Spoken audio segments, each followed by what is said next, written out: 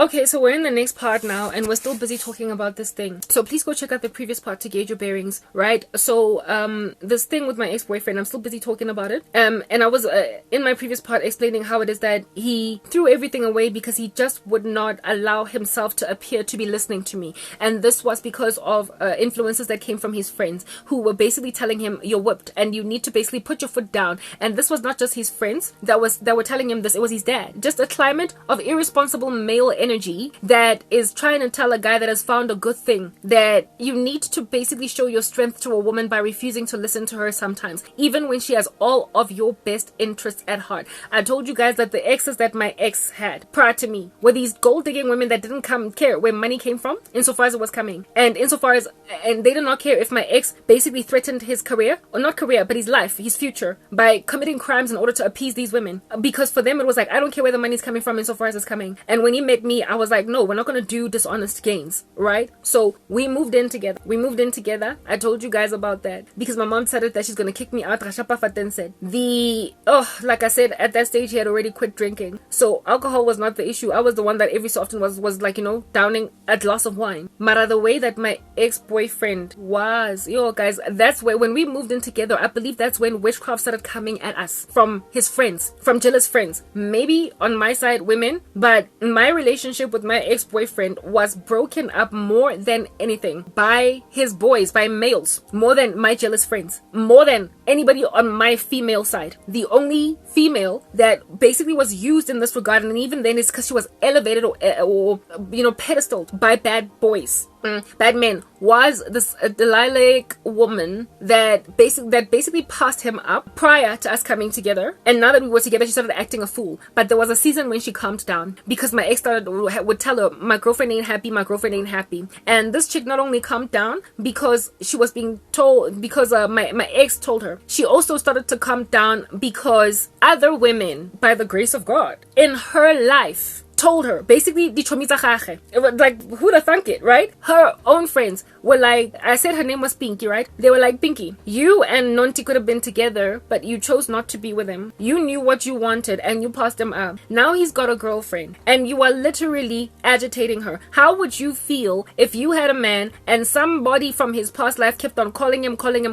and asking for money and all these things? This guy has a woman. Let him go. Like, you're being unfair. Like, everybody cared about him because, like I said, they all grew up together and literally told me. So they were like, you're being unfair because you would not love him. So be honest with yourself at this point. Do you want him? If you want him, then by all means go and take him from her. But you have to love him. Otherwise, let him go, because he tried to love you and you were like, he's not enough for me. You knew what you wanted. You still know what you want, and it's not him. So leave him to be happy. His friends, her friends, girlfriends basically told her that because you leave him alone. He's our boy too, and you're gonna be stringing him along. You're unfair. You're gonna want to still go and get whatever kind of man that you want, and then he's going to be just lingering around being strung along by you. You are separating him from a union, a relationship that he is happy with, and the woman that he is with seems to be content with everything that you were not content with. So and her girlfriends were not the only ones that constantly told him this, because she would always go to them and complain and be like, and I know this because my ex, like, I get a kiss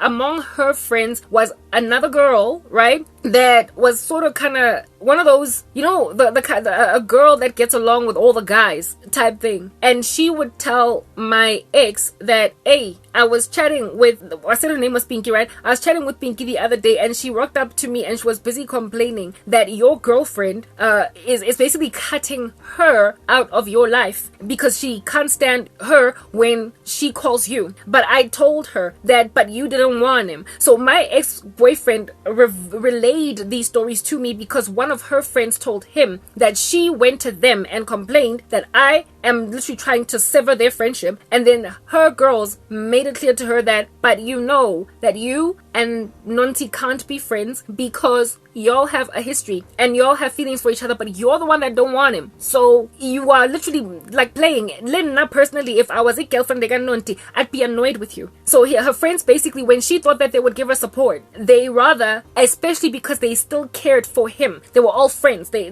had a mutual interest in both their well-being, they rather were honest instead of just run with the narrative of bunasti njefela, allowing an unfortunate woman to constantly get hurt by this woman's insanity. So that's why this chick calmed down. She not only was the only one it was not only her friends that said this to her, but also her sister of which was also friends with my boyfriend, type thing. And her sister would be like, hey, my sister told me that she got issues with your girl, but I told her that, but like, this is the girlfriend, leave the situation alone, because you didn't want him, you were the one that passed him up, let the guy be happy. This guy in his people circles, like a man that knows love from his friends and family, and then he goes and takes it away from a woman. Like, proper, you're rude and you're mean and you're unacceptable. He took love away from my life with all of his witchcraft. But anyway, naradwa my ex like a lot. Like, his friends loved him, his family loved him. He was just a very loved, spoiled brat of a guy. I guess that's what happens when you're a spoiled brat. You easily hurt other people and you don't take into consideration how painful it is to have everybody neglect you, abandon you, and not care for your well-being. Anyway, whatever. So everybody cared for his well-being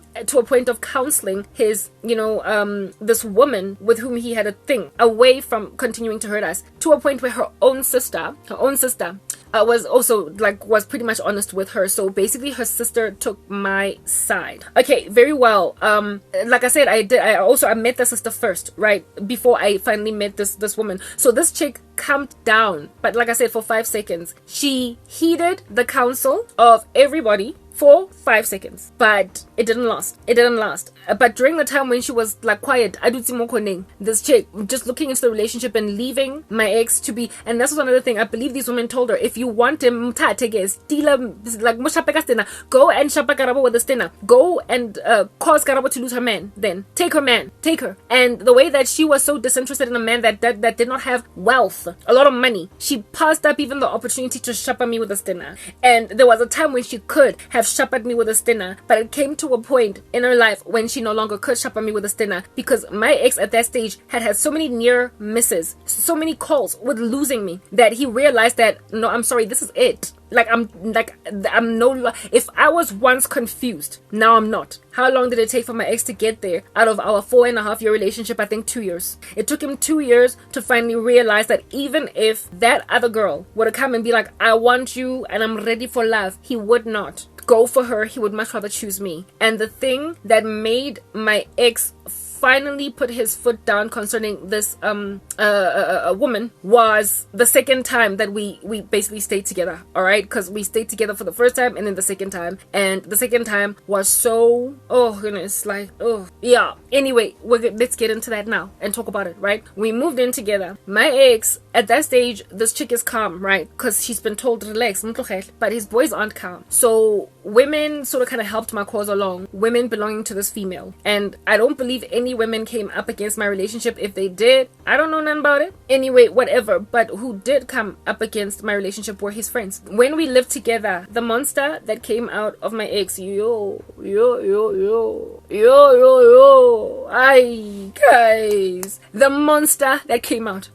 Like I said, he wasn't even drinking alcohol, so we can't even be blaming spirits of inebriation over there. My ex, oh guys, yeah, see, the problems that women have, I mean, I never thought I would have them, because this guy was so loving. When they live with a man, like, you don't come home all weekend long, or you come home in the wee hours of the morning, or guys, all that, I experienced it within the first week, and I am not lying to you. Within the first week of us living together, my mom was the one that helped us find honchis to buy furniture. We had to take out loans and everything. And so therefore, when we moved in, it was a fully furnished apartment. It's like it was a trial run for marriage, and that was at that stage I realized that I'm sorry, no, we have to break up permanently, because if at all I were to find myself married to you and these will be my experiences in marriage, whoa, this is no, like, I can't. Within the first week, my ex disappeared for all the weekend coming. That whole weekend I was still working at the bank. Oh guys, I was working at the bank, and the bank gave me that job, the training job. Like I told you that sometimes I had to travel on the Saturday. So remember, in the beginning of the relationship, we used to see each other every day because we worked in close proximity to each other. So I imagine that my ex would be happy to see me every day. Like, living with him ain't nothing, it ain't a thing, I imagined, because he would have me finally every single day. Nah, it changed. Like within the first week. That's why this was witchcraft. It had to have been, because the changes were not gradual. It's not like he suddenly got tired and realized, oh, I don't want to live with a woman. He did want to move in with me. And he told his parents, I know you are disquieted, but I'm doing this. One, I love Karabo. I am one day going to end up with her. I'm going to marry her. And on top of that, I really don't want to be in an environment where people are always crying, because it just brings me down even more. So allow me to mourn from a distance where I don't have to constantly face this. I will visit you guys literally every week. It's not like I'm leaving. You'll hear from me daily. At some point you would have had to let me go. So please do that. So this was a man that was determined to make this work. And yet within the first week, he broke me into a million pieces. Lease elastile. Yo, even 6 months, 3 months, 3 to 4 months. And we had a year's lease, and we had to cancel it within about 3 to 4 months. We almost lost the deposit, but thankfully the landlord was able to very quickly secure another tenant, so he gave us the deposit back. Yeah, no, I was done. And it was at the end of that stay with my boyfriend in that apartment that I was like, you know what? I am moving on to a point where I'm gonna even let myself fall in love elsewhere. We're getting there. First of all, in the first week, there was so much witchcraft operating in that apartment. It actually felt ominous. It actually felt dark. It felt like there was a dark cloud over that environment. The atmosphere was dingy, guys. It was dingy. We were arguing almost every night, and I wondered what the couple next door thought of us, because I think we were audible almost every night. He stayed out all weekend, right? In the first week of us staying together. Remember, this chick is gone. The Delilah one, not a problem yet. One weekend, he came back home on the Monday. Still working this job, go Netbank. Sometimes he would allow me to go. When I would go to like another province, I would stay there all week long. So I would imagine that my boyfriend would want to see me before I leave. He would literally wait for me to get in my car and drive to Mpumalanga, and then only come home and spend time alone all week long. And when I would come back to the apartment, it would be clear that some of his boys were there, because there would be cigarette butts snuffed out in the kitchen sink, pizza, ya papa, ekisileng, a pot of pap that I had left on the stove when I left to basically go to work. It wouldn't even be in the fridge, but it would be fuzzy with mold on the stove. And this dude stayed in the apartment in those conditions. Now, allow me to explain to you my ex-boyfriend, he was a neat freak more even than me. He was the kind of person to use the bathroom and wash his hands twice, never mind once, with soap. He was a neat freak. Do you understand? His shirts during sexual relations, my clothes would be thrown on the floor, but his would be folded and stuff. His shirts were always crisp. His jerseys, everything about my ex was just better. I was not a domestic queen in keeping the house, yet he was better than me at that. The kind of guy that would never give you problems with bringing down the toilet seat. You would never have issues with like urine spots on the toilet seat. None of that. My ex has so much decorum. He was like, you always have a perfect guy. Yeah, no, that was him. He had etiquette. It was on fire and on fleek. Everything about that guy was an I dotted and a T crossed. Okay, so for me to come back with the apartment looking like that, bed linen basically looking like he hasn't done the bed all week, like he just woke up and went to work without even doing the bed, not like him. That is how you know a man is under witchcraft curses. He was living in a house that was so full with demons. It was teeming at the folds with demons, such that he could not even keep it. It was dirty. Demons love a dirty environment. He left every dust particle exactly where I had left it when I went to go to work and work elsewhere for a week. And even during the week, from the distance where I was at, where I was, we insisted on speaking every day because it's what we were used to, but he was cold. He was short. He wanted to get off the phone fast. Almost as if though really he just wants to focus on something else. I don't believe he ever brought a woman over when I was gone, right? But he certainly did bring some pretty untidy men that messed up with my house. And like when I came back, it was dirty, guys. For me, it was like, but this is not you. Then to like finally, boy, like this is not you. You've got your issues. You've got your problems. You know, sometimes you lack ambition. Like you've got problems. Like everybody does. But this is not your core issue. Untidiness If anything, you are better than me. You are far more kept than I am. Like I told you, I don't even know how in the world under heaven my ex's shirt and pants and everything would either be hanging on a chair or folded after sexually relations while my clothes are scrunched up in a corner. I didn't even know how he got that done, but he managed to get it done. Maybe it's because after fornication you feel sleepy, and then during sleep the dude probably stood up and like and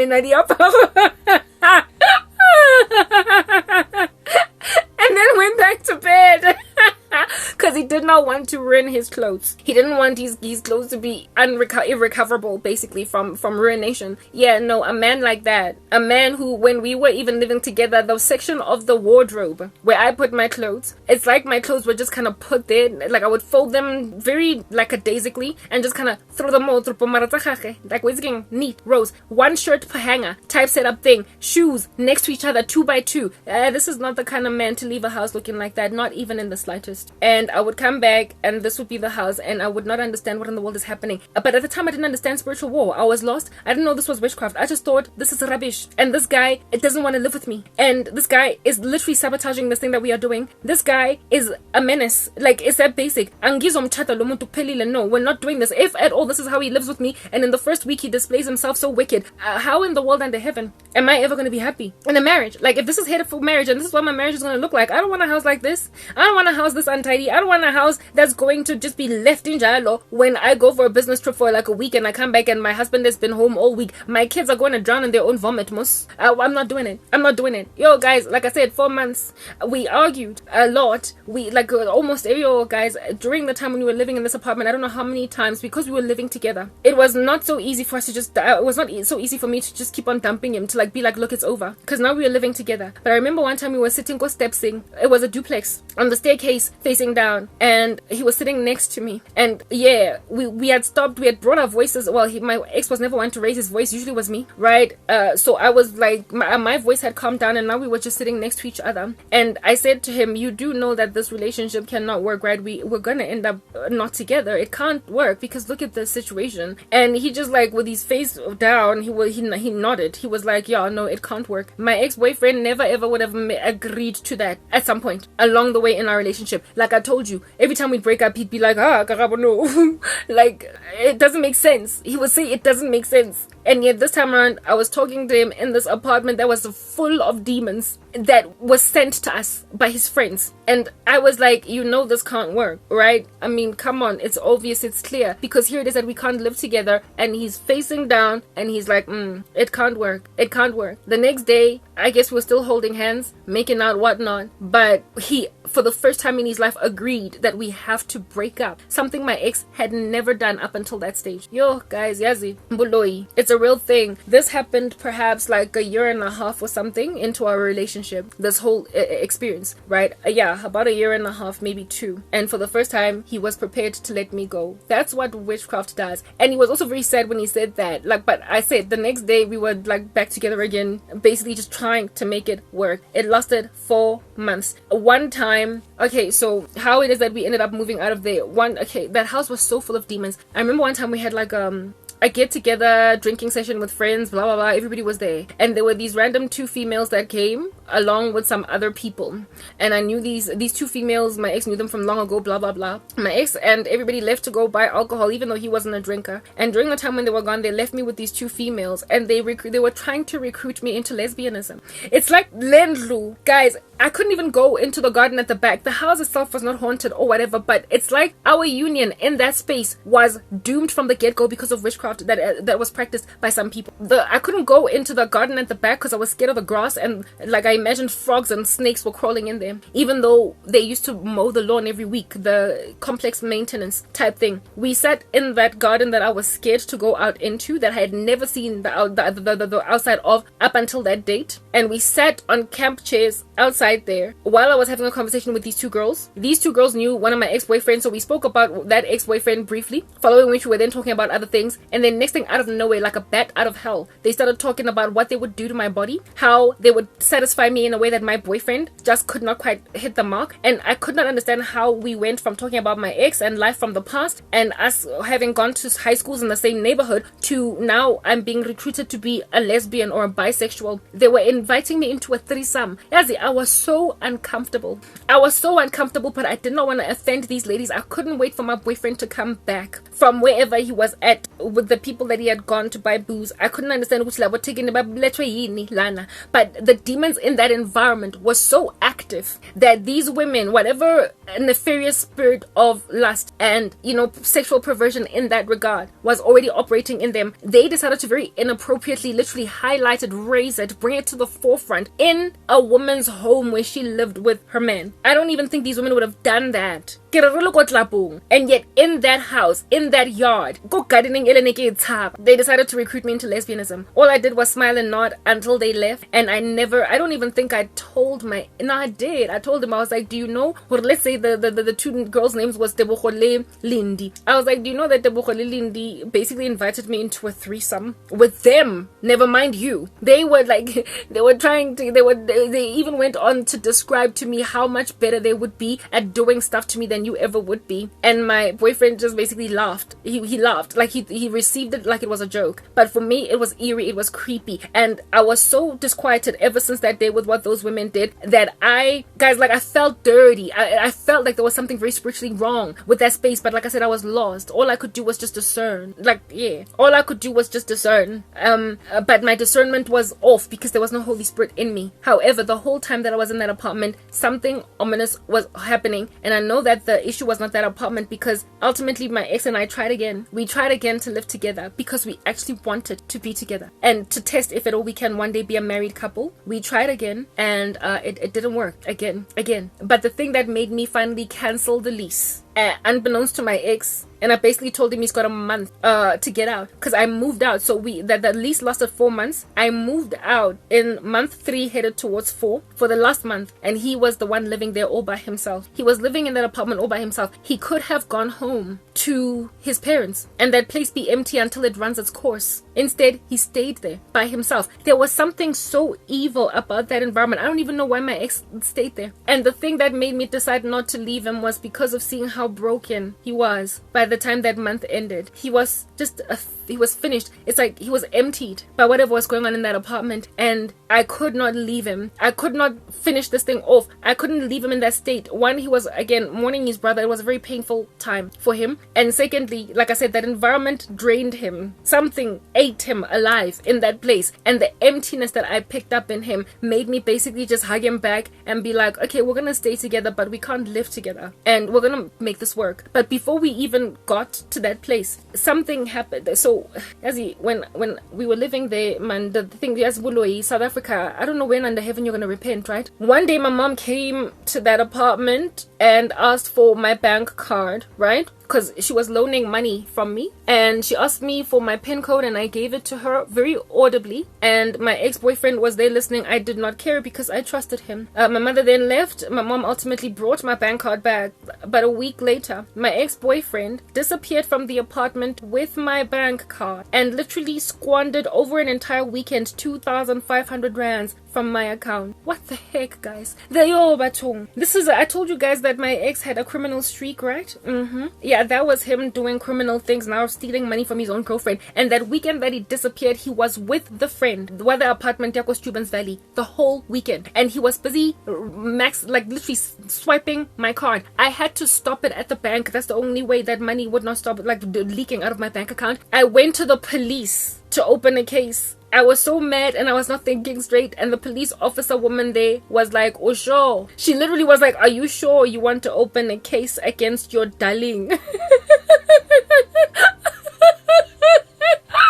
She was like, are you sure you want to open a case against your boyfriend? Because I've seen these couples coming in fighting all up in our grill. And then next thing, the woman wants to drop the charges because she's in love again. As when that woman said that, I got so irritated and I walked out of the police station and I called his mom. I was like, Ma, I'm going to arrest your son because he's busy swiping my card. He's committing fraud and all these things. The mother begged me. She was like, yo, Karabo, I've already got one son in jail. Please, don't send my kid to prison. I'm sorry. I'll pay you back. Yo, the mother was busy pleading and begging with me, and I told the mom, your son must pay me back every last cent he took. I have frozen my card. For your sake, I'm not going to open a case against him, but I'm enough. Frankly, if that woman had not stayed my hand, the police officer woman who was like, are you sure you want to arrest your darling? In South Africa. If that woman just allowed me to open a case at the police station, my ex would have been found, he would have been located, he would have been arrested, he would have had his mugshot taken, he would have had his fingerprints taken, and he would have been in the system. Whether or not I dropped the charges, he would have been a done man. So basically the Lord, I believe, stood in the gap, in the sense that he caused a woman that had seen one too many such cases rocking up on some, I want him arrested. She was basically talking about domestic violence cases of some women that were beaten blue and black, and they wanted to arrest their husbands or their boyfriends, but then they dropped the charges later, and after, however, not before the police had wasted a whole bunch of resources on that. So her question, are you sure, was based on her experience with dealing with such cases, and I stormed out because something in me convicted me that since I always break up with this guy, and every time we break up we always make up, I am very highly unlikely going to stick to my guns in this regard, and frankly I'm rooting for his future, so I would not want to give him a criminal record. But he is, like I said, he had a criminal streak, and he was the kind of guy to basically find himself in such hot water, do you understand? Anyway, whatever, so I decided not to do it, but then I and I calmed down. He ultimately did pay me back every last cent, but when he came back, that was when I basically told him, we're done, it's over. And I took my stuff and I moved back to my mother's house. She allowed me to come back. I told her, please, I just need like a month or two, then I'll move into my own apartment. My mother was like, fine. I moved back home. I canceled the lease with the landlord. And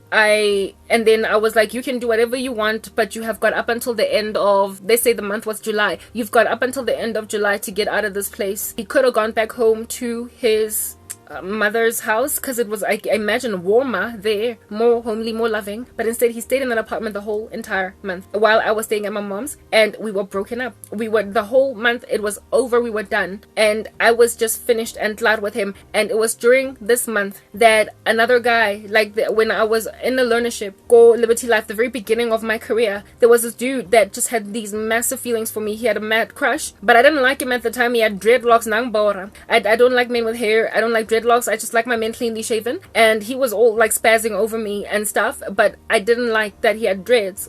We had stayed in contact, the crew, learnership. Every so often we send each other emails, right? And we sort of kind of, we're still together type thing that way. And this dude would search out my name in the email list and find me, and then he would email me personally, and he had been doing that for a while, right? Like, he would like slide into my DMs and talk to me personally and privately, and I would always just be like, I'm not interested, I am in a relationship on top of that, plus you and your dreadlocks, right? Like, I'm not feeling you. But then one day he how did I find out that he got rid of them dreads, rid of them dreads? Oh, Facebook. Yes, I believe it was Facebook. We became, yes, it was absolutely Facebook.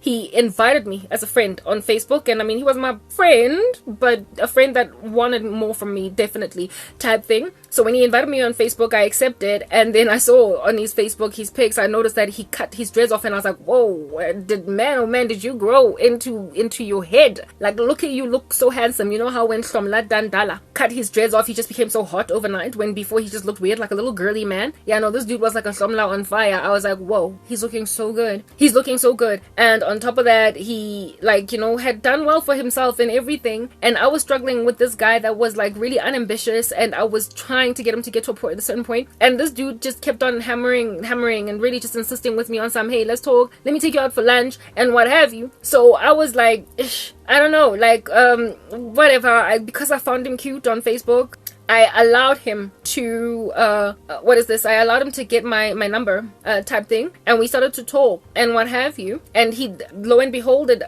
ironically appeared that he lived not so much in my neighborhood, but not far from it. Like, he was also in the west of Johannesburg, like whatever. Yeah, so he was staying there, and so he was not far, and he was sharing an apartment with like his friend type thing. They were both renting. So I was thinking, okay, here is a guy that is only 2 years older than me. My ex was 4 years older older than me. And ever since we parted ways from the learnership, he's made something of himself. He was a supervisor in some environment of a technical nature, or I don't know, whatever. He was a boss guy. Like, he had subordinates under him. And I remember just thinking, I'm sick and tired of trying to help a man grow that won't grow. Here's a man that already is kind of growing, right? He has got what is this? He's got his own car, and while it's not his own apartment alone, he's sharing with a friend. He nonetheless does have his own place where I could always be with him. On top of that, he's doing well in his career, and he's only likely going to get better. And on top of that, he's really handsome. He's actually grown into himself, type thing. He's cute, and you know, I don't have to be dealing with dreadlocks anymore. Like, no, now, okay, a couple of months back, not months, yeah, when we were already living in this apartment, my best friend and her boyfriend organized a trip to KZN. Right, like or whatever, December, and my ex and I went basically as a couple. It was like a whole couples retreat, and there was this one random occult guy there, right, that was the friend of my girl's man, that was a numerologist, and he was basically doing readings on all of us, right, that were there, and this guy said of me and my friend that we are materially strong, and then he said something about my friend that was quite disturbing. I won't like pretty much say what in the world under heaven that it was. But then he looked at me, and he also said to my ex that he appears like the kind of person that would find himself in prison for a crime that he didn't commit. Like, I was like, what in the world? Knowing that my ex had a criminal streak, I understood that that is not something that is highly unlikely. At this stage, I'm not saved. So divination, psychic readings, and all that stuff, I'm not actually thinking this is demonic. So I'm just listening to this eerie guy basically predict our futures. And I was like, this prognosticator up in our grow. But the thing that he said literally came to pass, okay? Like all these years down the line, and it's eerie. And it is the thing that caused my ex-boyfriend to chart on a course of starting to bewitch the living daylights out of me, because he was scared to lose me based on a prognostication of a diviner, of a numerologist. So this guy told my ex that he is spiritually strong, but not materially, and indeed at the time it was true. He did not have much in comparison to basically all the other guys in the room, but he was also just a much better guy. I don't know if he was spiritually strong, because okay, my ex was not a Christian, neither a person into ancestral worship or any of that stuff, but one thing that he used to always do every single day was send me devotionals. He, like, literally every day my ex sent me Christian devotionals. So he was a professing Christian, but of course not a practicing one. He was lukewarm in a way that I was just cold. So I'd be like, thank you, baby, for giving me these lovely messages about this Jesus that I am yet to know. Okay, cool, very beans. So we used to pray every night, like before eating lunch, dinner, whatever. We had a form of godliness that denied the power thereof, but he was more spiritual than me. He had also grown up in the church, but then his parents stopped going and all that jazz. However, his family was very much into ancestral worship and all that stuff. So I suspect that this guy, this diviner, was talking about that facet of him. I don't think, however, he was practicing witchcraft, and I will explain to you why. He once was dissed this one friend of his, had a girlfriend named Lamuloya, and like the stories that this guy would tell my boyfriend was scary. They were eerie, like, you know, horror movie type stuff, thanks to the experiences that he was endured under from his girlfriend. And he used to laugh at this girlfriend of this guy for being as evil as she was. Like, he would wake up in the middle of the night and she would be staring at him doing a ritual. And this guy would be like, yo, ndoda, mvuke they say the girlfriend's name was Tumi, and Utumi me ungibukile ndoda aphizi. Ayenza something, mina wangithusa ngajumpa ndoda. Like, this guy used to tell us stories for days of his girlfriend's witchcraft, and he never left her, and everybody was like, wow, I'm sure you get, why don't you leave? And his response would be, I won't pay attention. So, because my ex and I used to always laugh at and his friend that had a witch girlfriend that was holding him hostage with this power, I literally under heaven never imagined that my ex-boyfriend would ever allow himself to be like Udumi, right? That was like busy with her man, and her man just would not leave. He just gave us stories. So given how much we used to laugh at that, I never would have imagined my ex would ever turn to this dingy thing. Anyway, whatever. So I don't think he was practicing anything sangomari or satanic, right? Until this particular point. And his this prognosticator, this diviner, this numerologist, this psychic, whatever this man was, okay, this weird friend, they got my best friend's man, then said to my ex, looking him dead in the eye, he was like, you are materially not very strong, but you are spiritually very strong. So I don't know whether you were seeing the future or the present state or what's going on, or the ancestral worship roots of my ex, or the fact that he was raised in a Christian household. I don't know. And then he looked at me, and then after looking at me, he was like, yo, he kept on being like, whoo, hi, you must come tomorrow, and then I'll talk about what's going on with you tomorrow, because right now, hey, I can't, whatever it is that you are, and I was like, except I wasn't like, I was scared, right? Because he was scary. When you're not in Christ, there's into your tools. Anyway, whatever. And then he looks at my ex like dead in the eye, right, in front of everybody, and he is like, a very powerful man is one day going to give you a run for your money. At that stage, I was like, my ex looked like around on some, okay, whatever, right? I thought that he would forget about that. If anything, after we left that random guy's house, I told my ex, baby, I love you. Like, I'm not going anywhere. I'm not the kind of woman to be with a man, like to leave you for a guy on a mali. You know that, blah, blah. I'm not. But you see, remember, my ex-boyfriend, guys, let's move to the next part because really I can't speak for too long.